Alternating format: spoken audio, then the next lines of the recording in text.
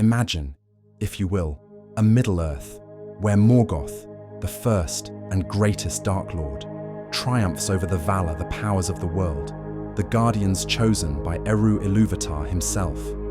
This scenario, while hypothetical, invites us to peer into an altered, shadowed realm. How would Middle-earth transform if Morgoth achieved ultimate victory? To answer that, we must explore not only his powers and ambitions, but also the fundamental shifts his rule would bring upon creation itself, and the ripples that would reshape all lands, lives, and destinies. In Tolkien's universe, Morgoth's evil surpasses even that of his lieutenant Sauron. Before becoming the Dark Lord of Middle-earth, Morgoth, then known as Melkor, was the mightiest of the Ainur, beings created by Eru Ilúvatar. Melkor possessed gifts beyond those of any other Valar, including dominion over fire, cold, and all aspects of physical matter. His downfall, however, lay in his insatiable pride and lust for domination. Unlike Sauron, whose desire for order led him to attempt tyrannical control, Morgoth craved chaos itself, seeking to corrupt and claim the world as his own. Morgoth's rebellion led to the destruction of Almaran, the first dwelling of the Valar, and forced the powers to withdraw to Aman. But what if Morgoth had overwhelmed them entirely? What if he had seized and corrupted the very seat of their power? A total victory for Morgoth would first and foremost plunge Middle-earth into an age of unprecedented darkness. Recall that Morgoth's malice extended beyond subjugation. He delighted in distortion, twisting all he touched. Under his absolute rule, Middle-earth would suffer an all-encompassing corruption of nature itself. Rivers would turn to fetid sludge, skies would darken, and forests, those that survived, would warp into dense, monstrous thickets, oozing malice. The beauty and vitality of Arda would decay into bleak, hostile landscapes, as every element of the natural world would mirror the heart of its dark master. Life would become a burden for those still struggling to survive, as they found themselves cast into a reality designed to grind down hope. Morgoth's servants, too, would multiply unchecked. Orcs, trolls, dragons, and nameless evils, creatures Morgoth bred or corrupted, would rule the wildlands, and new abominations would rise. Unlike the world under Sauron, where such creatures were marshaled into armies with grim discipline, a Middle-earth dominated by Morgoth would be in perpetual anarchy, as he never truly controlled his creations with order or loyalty. His beasts and corrupted beings would fight for dominance among themselves, unleashing raw chaos, driven by their creator's own lust for power and destruction. Morgoth, unlike Sauron, did not organize. He corrupted and watched the world crumble. The Valar's defeat would also sever the link between Aman, the Blessed Realm, and Middle-earth, shattering the spiritual and metaphysical connections that bound these worlds. In Tolkien's Legendarium, the West symbolized the undying light of hope and the promise of something beyond the mortal world. With Morgoth reigning supreme, Aman would be utterly isolated, its gates shut to Middle-earth forever. No more would the elves journey westward to find peace and healing. They would be trapped, forced to wander or to hide within Middle-earth, forever eluding the horrors Morgoth created. These immortal beings, once hopeful and bound for paradise, would become perpetual exiles, watching as their lands crumbled under Morgoth's weight. Moreover, in a world where the Valar could no longer intercede, the presence of Eru Ilúvatar would feel impossibly remote. Morgoth's greatest sin was not merely rebellion against his brethren. It was his ambition to pervert and corrupt Eru's creation. If he defeated the Valar, he would almost certainly turn his malice toward any remaining sign of Eru's presence. Any symbol, any creature, any remnant that even hinted at Eru's influence over the world would become a target of Morgoth's insatiable need to annihilate. And thus, the fundamental structure of Arda would warp, with Morgoth distorting all of creation to fit his vision, a vision marred by hatred, power, and unquenchable spite. As a result, death itself would become an experience filled with dread for all mortals. Under Morgoth's dominion, men would find themselves terrified not only of life, but of what lay beyond it. In Tolkien's lore, death was considered a gift to men, one that allowed them to leave the bounds of the world and journey beyond, escaping even the reach of the Valar. With Morgoth triumphant, however, men might come to fear that there was no true escape from him, even in death. The Dark Lord's influence could seep into their minds, leaving them haunted by nightmares, bound to a fate they could neither comprehend nor resist. Elves, too, would suffer a terrible fate. Unlike men, they do not leave the world upon death. They linger in the halls of Mandos, where they await their return to life or rest in reflection. With Morgoth in control, those halls would likely be corrupted, transforming them from a place of healing to one of torment.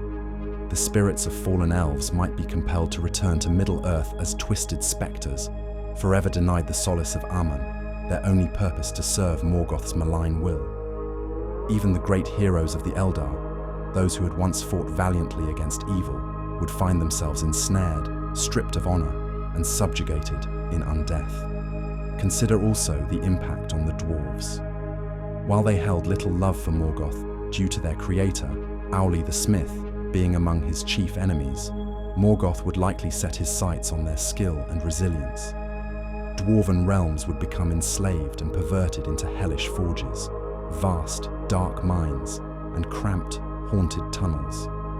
In a world ruled by Morgoth, the dwarves' mastery of craft would serve only to create weapons of domination and engines of destruction. The once mighty fortresses of Khazad-dûm, Belegost, and Nogrod would fall, their wealth used to fuel the machinery of Morgoth's empire. As the centuries passed, Morgoth's influence would likely render the free peoples mere shadows of what they had once been.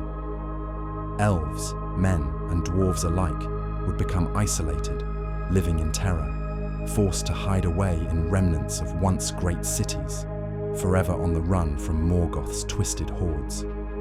Middle-earth would become a prison, a place from which no one could escape, a world where hope was crushed and all light extinguished.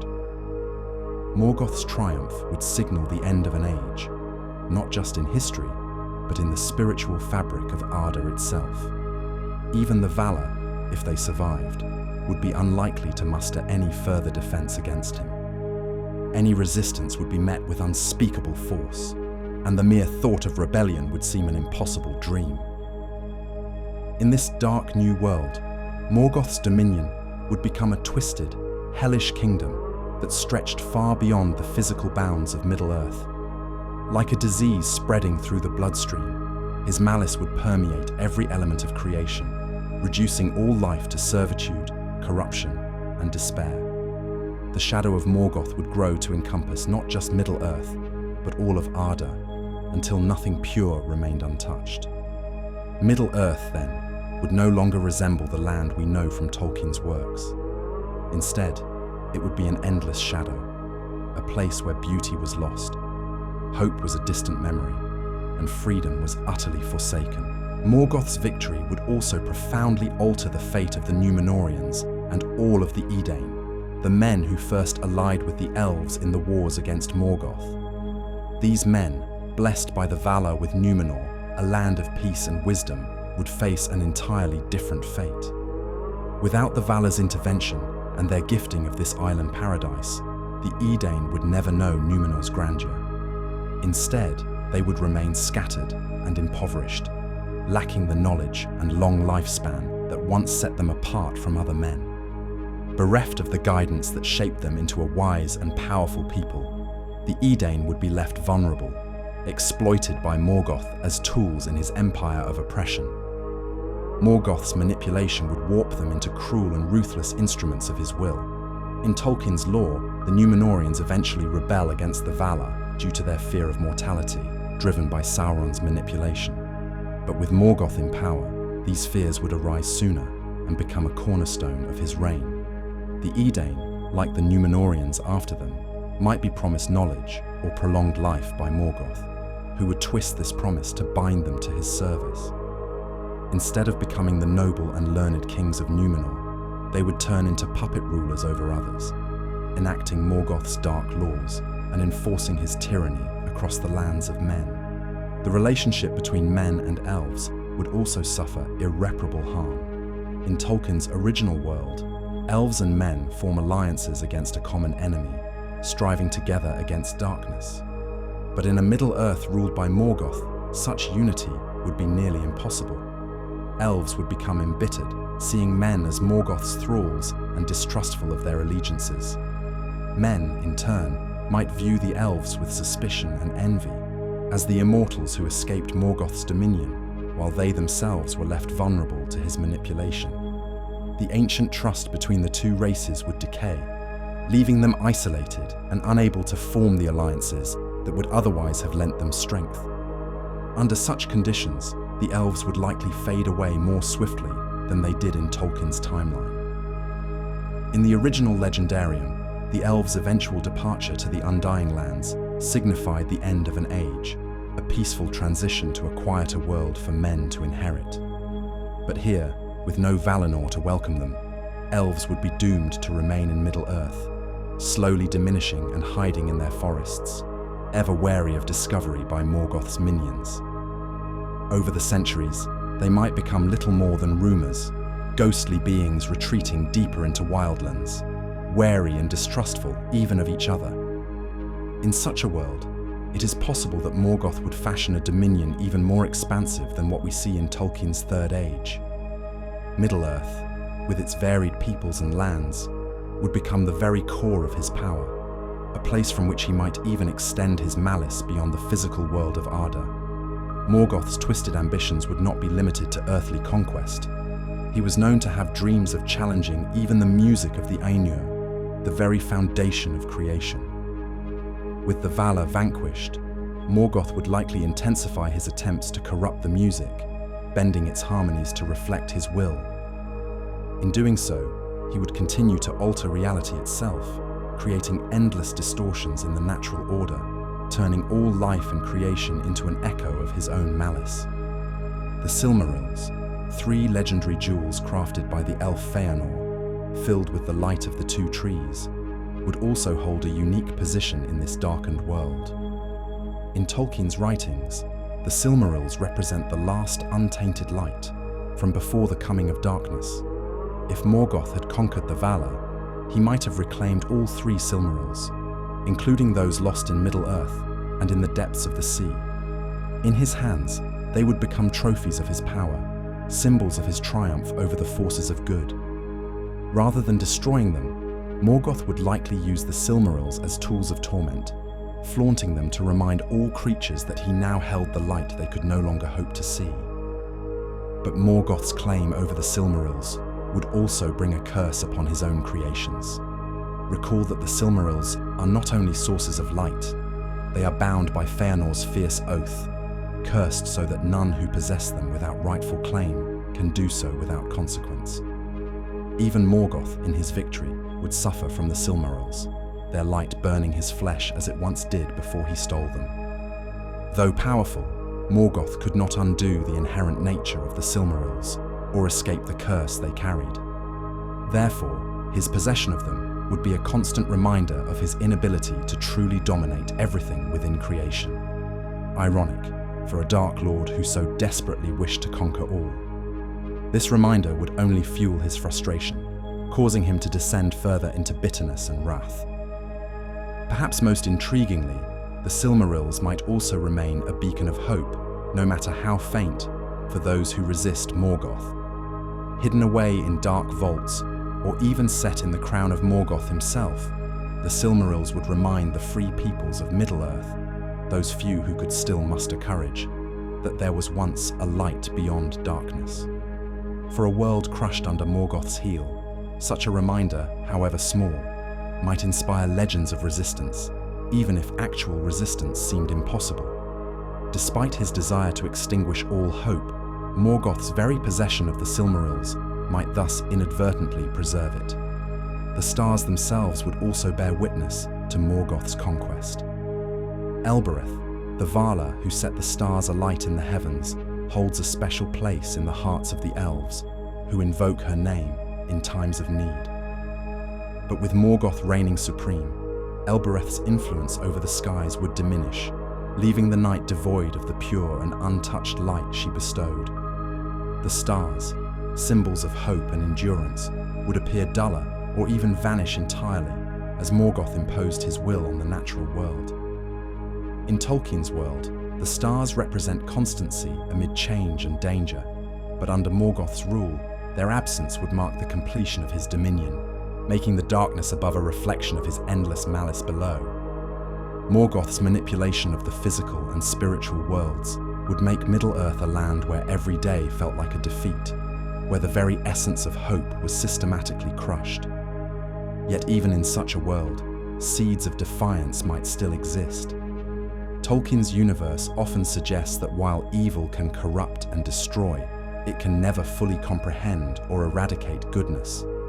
Morgoth's complete rule might inadvertently forge pockets of quiet rebellion. Cloaked elves passing down ancient songs, hidden dwarven forges crafting secret weapons, or even small communities of men preserving tales of an age before shadow. Though these stories would lack the power to bring down Morgoth directly, they would nurture resilience, ensuring that some remembrance of beauty and courage survived. Yet any uprising against Morgoth would be a desperate endeavor. In his time, Morgoth waged war against the entire world, scattering the armies of elves and men alike, and it took nearly all the power of the Valar to bring him down. Without the Valar, without Aman, without the light of hope, those who dared to resist would do so at tremendous cost. We could imagine small bands of heroes journeying through hidden paths, taking great risks to preserve ancient relics or lore, understanding that their actions might never change the world, but could perhaps pass a spark to future generations. In this shadowed world, Morgoth would sit as a tyrant, not simply over bodies, but over souls. The fear of him would run so deeply that even thoughts of rebellion might seem unthinkable to the oppressed peoples of Middle-earth. Morgoth's victory would reshape not only the landscape of Arda, but the very hearts of its inhabitants. Under such a regime, loyalty would stem from fear, not honor. Any alliances formed would be forged in desperation, not friendship. Such a dark age would be unlike any seen in Tolkien's work, transforming Middle-earth into a realm where despair ruled over all, with only the faintest glimmers of hope barely alive. With the Valar defeated, another devastating outcome would be the absolute loss of wisdom and enlightenment that they brought to Arda. The Valar, especially those like Manwë, Vardar, Aule, and Yavanna, embodied distinct realms of knowledge and virtue, sharing them with Middle-earth through their creations and teachings. Manwë brought the winds and guidance, Aule crafted the mountains and metals, and Yavanna cultivated the growing things. Each of these powers enriched Middle-earth by imbuing it with their distinct gifts, from music and craftsmanship to the beauty of the stars. With Morgoth victorious, such gifts would no longer be replenished, and the understanding that stemmed from these ancient forces would vanish from the world over time, leaving a barren, spiritually impoverished landscape. In the absence of Yavanna's care, for instance, the lush forests and gentle greenlands would succumb to rot and desolation. Yavanna's creations, which represented life and renewal, would be consumed or twisted, unable to withstand Morgoth's corruption. The Ents, shepherds of the forests, would find themselves without purpose, their beloved woods overrun or destroyed.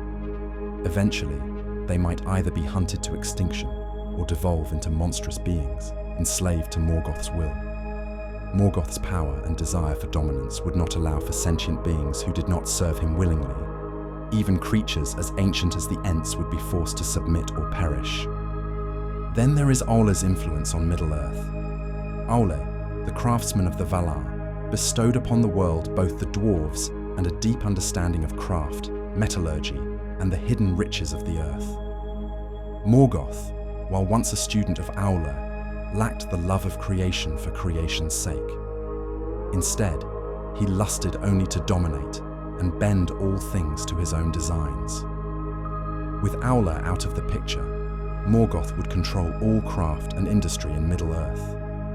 Dwarves, who were Aule's children, would be forced to serve in his vast dark forges, creating weapons of war and destruction, rather than art or useful tools.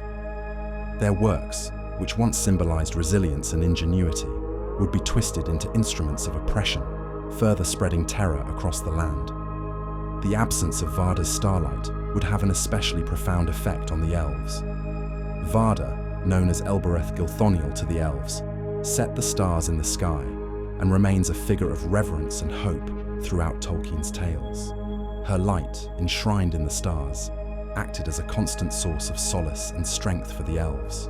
It's worth noting that when Frodo invokes her name against the Nazgul, he draws upon this ancient power to resist darkness. In a world ruled by Morgoth, however, the stars might fade or become distorted, casting a sickly glow upon the land. Without this guiding light, the elves would lose their connection to the celestial beauty they so cherished, weakening their spirit and robbing them of one of the most profound sources of hope. Elbereth's absence would leave the elves bereft of their spiritual anchor, drifting in an increasingly darkened world. The Maiar, too, would face an altered fate. The Maiar are lesser Ainur, spiritual beings who serve the Valar directly, and include figures such as Gandalf, Saruman, and Melian. In this darker reality, Morgoth's victory would force them to choose between allegiance or annihilation. Saruman, who in Tolkien's original timeline is corrupted by his desire for power, would almost certainly pledge himself to Morgoth's rule, seeking authority within this new order. Gandalf, on the other hand, might either be destroyed or forced to go into hiding, unable to challenge Morgoth directly without the backing of the Valar. Figures like Melian, who used her powers to protect the kingdom of Doriath, would find themselves with no sanctuary strong enough to resist Morgoth's relentless armies. Let us consider then how this would impact the Astari, the order of wizards to which Gandalf and Saruman belong. The Astari were sent by the Valar in the Third Age to aid Middle-earth against Sauron, but without the Valar's mandate, they might never be sent at all. Even if they were, the Astari would be vastly outmatched, arriving in a world fully under Morgoth's control. Morgoth's victory would render the missions of these wizards nearly futile. Even the combined strength of Gandalf, Saruman, Radagast, and the two blue wizards would be no match for the Dark Lord's limitless influence and corrupted armies. Their powers, intended as guidance and inspiration rather than direct intervention, would be as faint as a candle in a hurricane. But perhaps one of the most tragic outcomes would be the fate of the children of Húrin. This lineage, which suffered greatly under Morgoth's curse in Tolkien's world, would face even greater anguish if Morgoth triumphed over the Valar. Húrin, the proud warrior who defied Morgoth, would either be slain or made into an example, a twisted figure paraded as a warning to others who might dare to resist. His children, Túrin and Nienor, whose lives were already filled with sorrow, would have no hope of escape from Morgoth's malice. They would be ensnared entirely by his curse, their lives descending into even darker tragedy. Túrin, a figure already burdened with sorrow and cursed by Morgoth, might find himself eternally damned, forever fighting a losing battle in Morgoth's hellish dominion. Moreover, the very concept of time in Middle-earth could be altered by Morgoth's presence. The elves once saw time as a flowing river, an eternal unfolding that stretched back to the creation of the world. Morgoth's corruption would taint this perception, turning time into something stagnant and oppressive. Centuries might pass without progress, with Middle-earth trapped in an endless loop of fear and decay. For the mortal races, life would feel like an eternal descent into shadow, each generation born into a world bleaker than the last, as Morgoth's malevolence grew unchecked. One aspect of Tolkien's world that would suffer perhaps the most irreparable damage is the cycle of death and rebirth, particularly concerning the elves. In the undisturbed Arda, elves who die are drawn to the halls of Mandos, where they await judgment and eventual release. Morgoth, however, would likely claim dominion over this process, preventing elvish souls from finding rest or returning to life. In his twisted regime, the spirits of fallen elves might find themselves trapped in a grim afterlife, enslaved to Morgoth's will. Their fate would no longer be a matter of reunion with loved ones or rebirth, but of eternal servitude or torment, turning them into tools for Morgoth's empire even after death. Likewise, the powers of the Rings of Power would be altered. Crafted long after Morgoth's time, the rings were powerful tools in Sauron's hands, allowing him to control those who wore them. But Morgoth, whose ambitions dwarfed even Sauron's, might use the rings to extend his will even further, reshaping them into symbols of despair rather than mere enslavement. The 7 rings of the dwarves, for instance, would deepen their avarice, causing them to toil endlessly for treasures they would never enjoy. The 9, which transformed men into wraiths under Sauron, would perhaps draw even more powerful men to Morgoth's side, binding them eternally to his service. Under Morgoth's influence, even Sauron himself might change. Though once Morgoth's most loyal lieutenant, Sauron's goals differ. He sought order and structure, albeit a cruel one. Morgoth, in contrast, revels in chaos. It is likely that, even if Sauron remained by Morgoth's side, he would do so only with reluctance, possibly waiting for the chance to seize power for himself. Yet, with Morgoth's victory absolute, Sauron would find himself perpetually overshadowed, his own ambitions stifled by the Dark Lord's insatiable desire for ruin. Sauron might become little more than a subjugated figure, his own dreams of dominion replaced by endless servitude under his former master's reign. In such a Middle-earth, the cultures we know, the Shire, Rohan, Gondor, would either be extinguished or twisted beyond recognition. Hobbit kind, for instance, would find no place in a world so ravaged by shadow. Without the gentle lands of Eriador and the protection offered by more powerful kingdoms, the hobbits would be either wiped out or enslaved, their simple way of life impossible in Morgoth's brutal landscape. Rohan's famed riders would lack the open plains they cherish, and Gondor's noble towers would crumble under the relentless weight of Morgoth's dominion. The cultures and traditions that lend Middle-earth its rich diversity would fade, replaced by an oppressive uniformity that echoed only Morgoth's malice. In a world where Morgoth's dark victory is complete, we must consider how deeply his influence would taint the very fabric of fate and destiny in Middle-earth. The Valar, in Tolkien's world, maintained a delicate balance between fate and free will. Even when Sauron sought dominion, glimpses of hope and freedom remained, giving characters agency and a chance to resist evil. Under Morgoth's rule, however, even this concept would be twisted beyond recognition. Free will would become an illusion, as Morgoth sought to exert his will over every mind, bending thoughts and feelings toward despair. No longer would there be tales of heroes rising against insurmountable odds. Rather, all of Middle-earth would fall into a grey, stagnant existence devoid of growth or change, as Morgoth's influence seeped into every decision, every hope, every fear. In such an existence, even legends would be lost. Figures like Beren and Luthien, whose love defied Morgoth's tyranny, would be erased from history. In Tolkien's world, these legends served as beacons, inspiring future generations to hope and courage. Morgoth, however, would likely erase all memory of them, ensuring that tales of love, bravery, and resistance vanished entirely. Without these stories, the Free Peoples would lose their cultural and spiritual heritage, their hearts left empty and bereft of inspiration. The oral histories of elves, men, and dwarves, which kept the light of past heroes alive, would disappear under the weight of Morgoth's tyranny, leaving generations without any memory of a better, nobler past. A particularly haunting question arises when we consider what Morgoth's rule would mean for Ilúvatar's plan for Arda. In Tolkien's mythology, Eru Ilúvatar, the supreme creator, set the music of the Ainur in motion, foreseeing both the beauty and sorrow it would bring.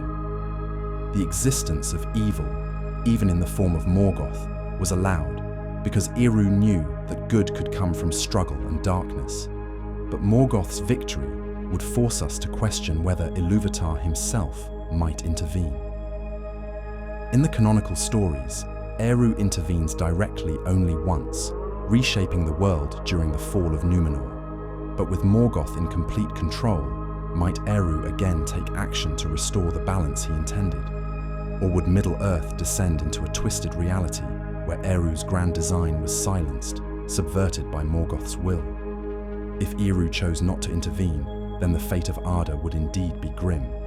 The concept of hope unlooked for, a theme central to Tolkien's work, would be extinguished. In a world governed by Morgoth's endless malice, hope would no longer surprise or inspire. The people of Middle-earth would likely be locked into a future of constant subjugation, with every attempt at resistance swiftly crushed, and each generation born into a harsher reality than the one before it. Without hope, endurance would become mere survival, and survival would be tinged with despair. We must also consider what this scenario would mean for the afterlife. In Tolkien's mythology, the halls of Mandos offer elves a place of reflection and rest, while men journey beyond the world's circles to a fate known only to Eru. Morgoth's corruption, however, might extend even to the spiritual plane. If he claimed dominion over the halls of Mandos, the souls of elves would be trapped, denied any peace or opportunity to return to the world. Men, on the other hand, might come to fear that even death could not save them from Morgoth's grasp. The very notion of a blessed afterlife would seem impossible, and all would live in dread that Morgoth's darkness could reach beyond life itself, trapping them in an endless cycle of servitude and suffering. An interesting but grim possibility emerges when we consider how Morgoth might reshape Middle-earth's geography to suit his rule. In Tolkien's universe, landscapes often reflect the moral state of the world, with places like the Shire embodying peace, while Mordor becomes a wasteland under Sauron's rule. Morgoth, with far greater power, might reshape the entirety of Middle-earth into a twisted, broken reflection of his own soul. Blackened mountains would rise where green valleys once lay, rivers would turn to torrents of poison, and the skies would be forever shrouded in cloud. Even the sun and moon might be blotted out or altered, casting a sickly pall over the land, transforming all of Arda into a reflection of his own hatred and malice. It is possible that, over time, Morgoth's tyranny would reach a point of unbearable stagnation. As Morgoth controlled every aspect of existence, Middle-earth would slowly lose its vitality.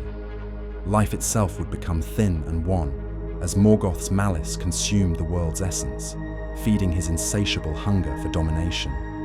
Tolkien's work often highlights how unchecked evil devours itself.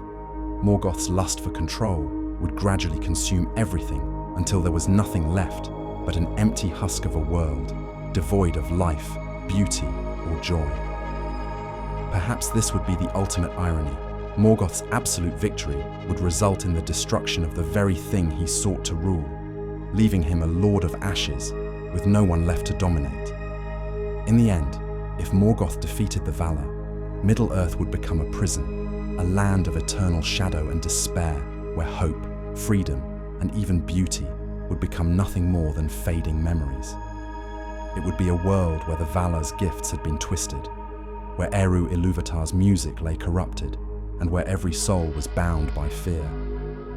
Tolkien's vision of Middle-earth is ultimately a story of hope overcoming darkness, of love and bravery outlasting despair. In a world where Morgoth triumphed, this vision would be shattered, replaced by an endless night from which there was no dawn. A sad reminder that even the greatest powers can fall, and that without vigilance, even the brightest of worlds can become a land lost to shadow.